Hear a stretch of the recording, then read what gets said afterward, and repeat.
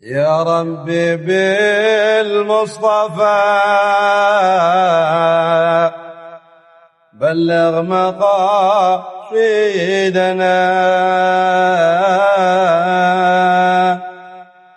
يا ربي بالمصطفى بلغ مقاصدنا واغفر لنا ما مضى يا واسع الكرم.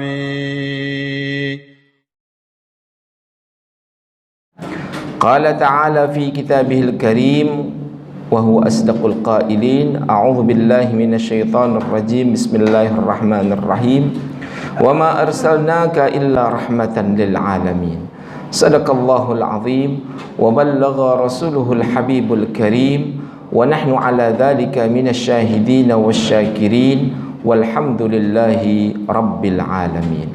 Hadirin jamaah salat Jumat rahimakumullah.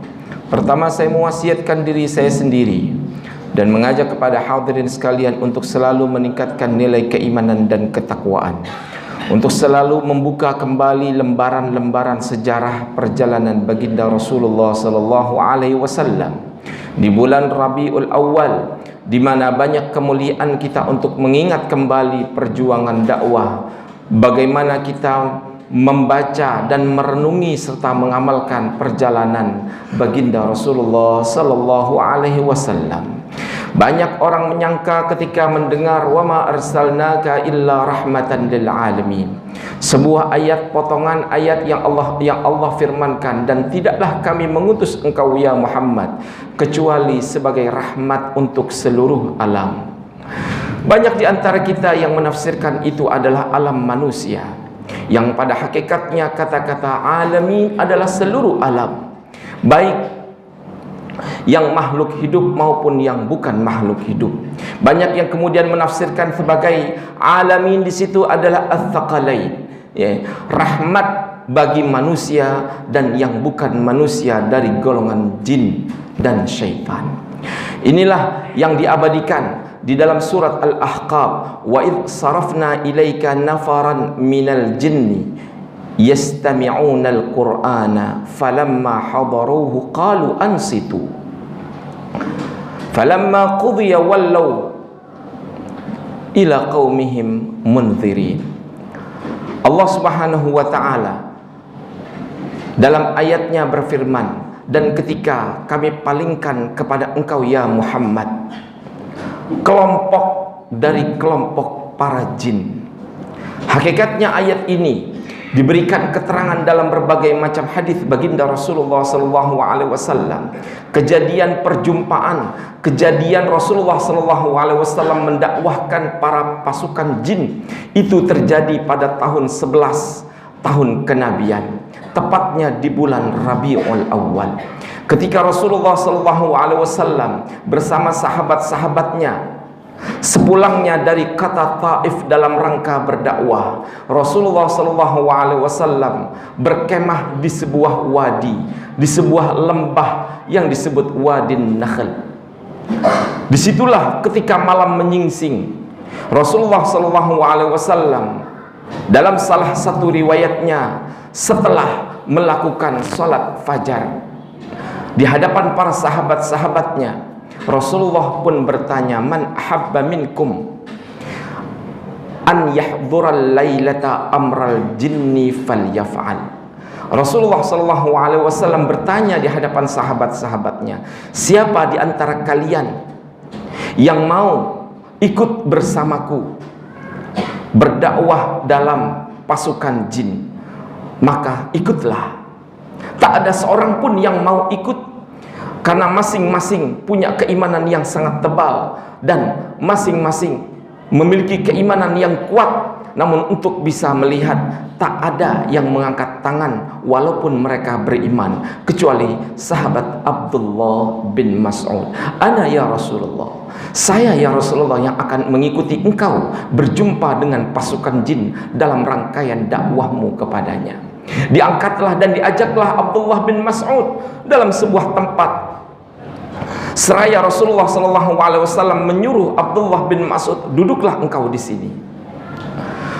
Khatta Rasulullah SAW khattan baina hawalai Abdullah bin Mas'ud. Kemudian Rasulullah menggaris dengan batu yang di tangannya, melingkari keberadaan Abdullah bin Mas'ud, seraya berkata, duduklah engkau Abdullah bin Mas'ud, janganlah engkau keluar dari garis yang telah aku gariskan ini di sekitarmu.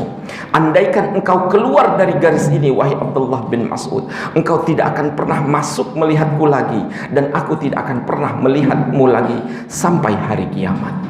Disitulah kemudian Abdullah bin Mas'ud meriwayatkan, aku melihat Rasulullah SAW berjalan. Di saat itulah aku melihat Rasulullah kemudian menghilang. Yang ada adalah Rasulullah dihimpun oleh asap-asap yang berwarna hitam dan kelam. Di saat itulah aku merasa takut. Aku tidak bisa memposisikan diriku dalam keadaan duduk karena kekhawatiran aku bisa keluar dari garis yang telah Rasulullah gariskan itu. Kemudian aku melihat Rasulullah pun tidak menampak lagi. Yang nampak adalah sebuah kegelapan, jauh kegelapan. Disitulah aku melihat berbagai macam pasukan jin yang jumlahnya begitu sangat banyak. Allah Subhanahu wa ta'ala dalam firman-Nya, innahu yarakum huwa wa qabiluhu min haitsu la tarawnahum. Sesungguhnya kelompok jin yang telah aku ciptakan itu, mereka bisa melihat kalian dan kalian tidak bisa melihat mereka. Inilah yang kemudian disaksikan oleh Abdullah bin Mas'ud. Aku mendengar ketika Rasulullah hilang, aku hanya mendengar Rasulullah menguntaikan ayat-ayat Al-Quran, seraya Rasulullah mengepak-epak dari tongkatnya, sehingga aku meyakini disitulah Rasulullah sedang mengajarkan kelompok para jin yang di saat itu Rasulullah sebelum mengajarkan mereka, Rasulullah melakukan sholat 2 rakaat. Seraya sholat 2 rakaat pun selesai, Rasulullah melantunkan ayat-ayat Al-Quran. Disitulah kemudian Allah dalam firman-Nya, dan ketika kami palingkan engkau ya Muhammad kepada sekelompok jin yang mereka semuanya mendengar ayat-ayat Al-Quran yang engkau bacakan.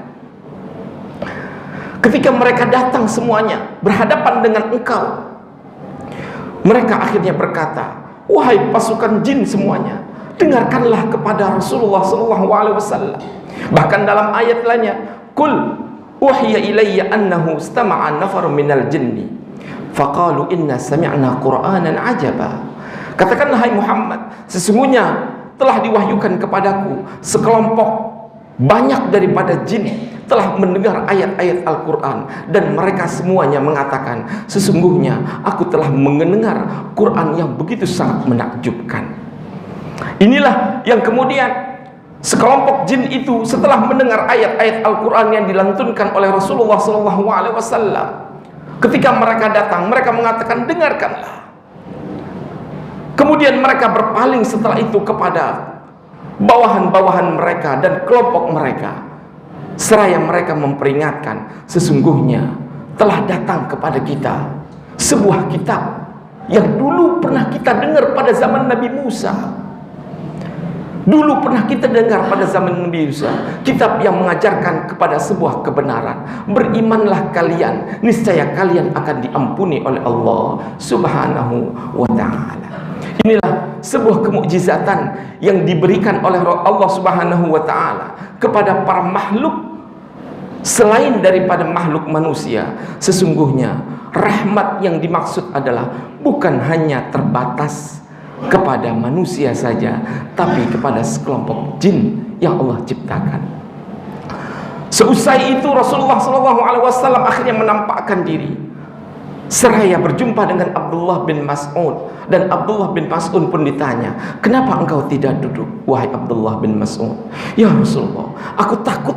Sesungguhnya yang aku lihat begitu sangat mengerikan, bentuk-bentuk jin yang begitu sangat mengerikan aku diperlihatkan.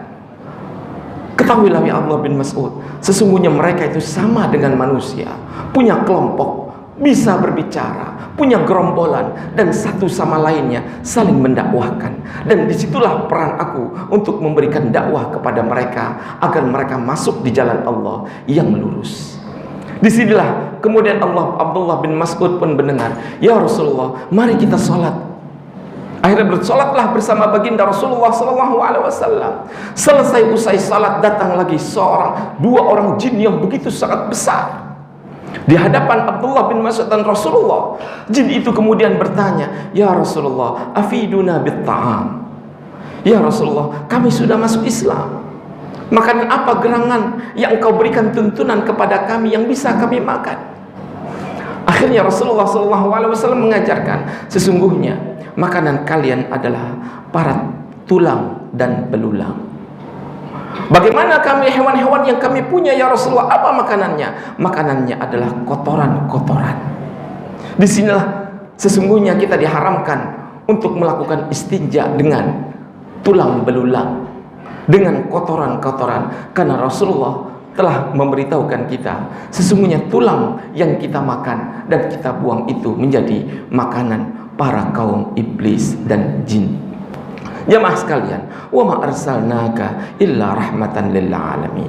Inilah salah satu ungkapan yang terbesar. Sesungguhnya Rasulullah didatangkan oleh Allah bukan hanya untuk manusia, tapi mengajarkan kepada kaum jin itu untuk mengerjakan kebaikan dan beribadah kepada Allah Subhanahu wa taala. Mudah-mudahan di bulan Rabiul Awal ini kesempatan besar kita untuk selalu melantunkan salawat dan doa kepada baginda Rasulullah SAW.